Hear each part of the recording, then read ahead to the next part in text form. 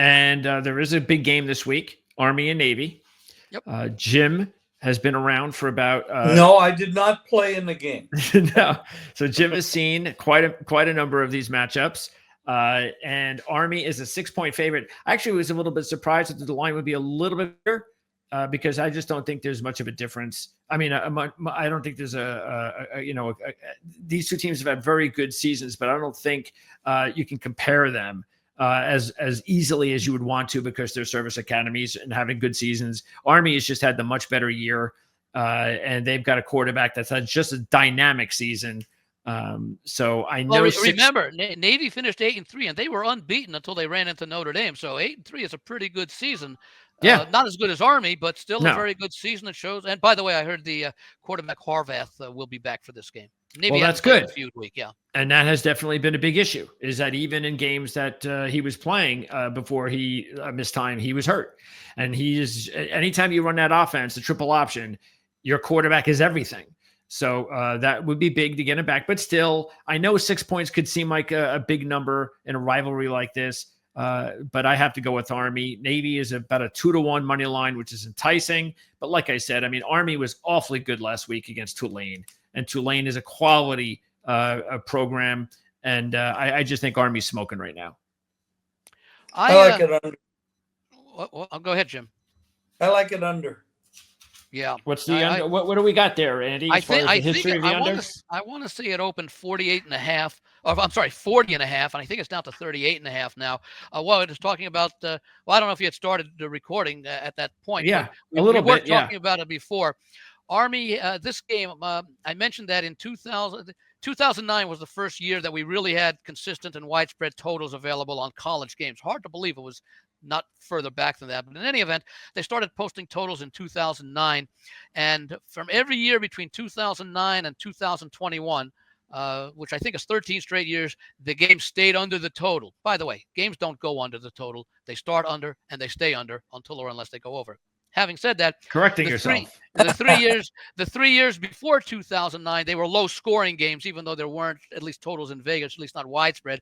So that could easily have been a 16 game streak going into 2022. And I think, Jim, you were correct. It was 2 years ago that we had the over.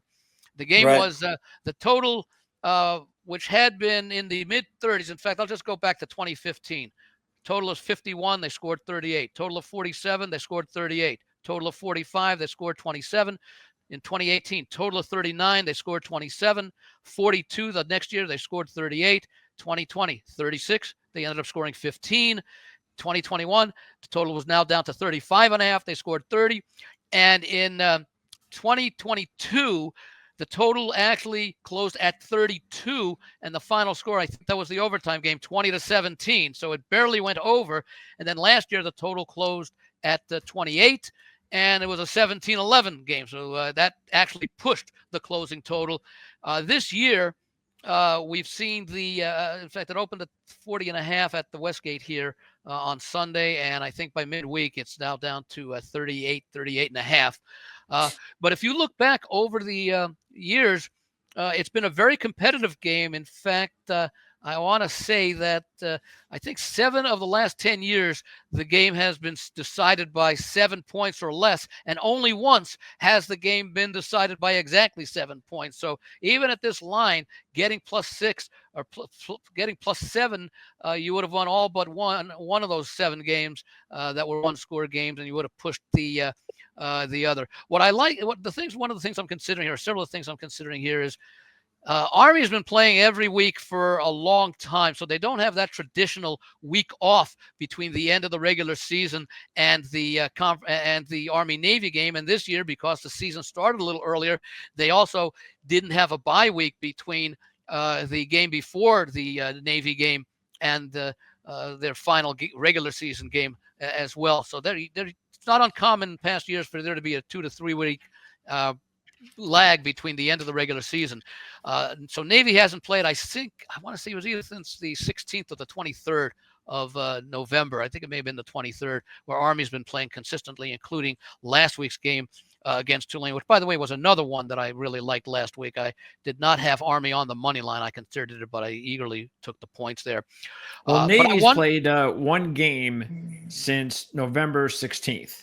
Yeah, that's so it. that would have been the that would have been the game. 23rd. So they by the way, no, that was the 16th. And keep in mind, comparison's sake, Navy lost to Tulane on November 16th, 35-0.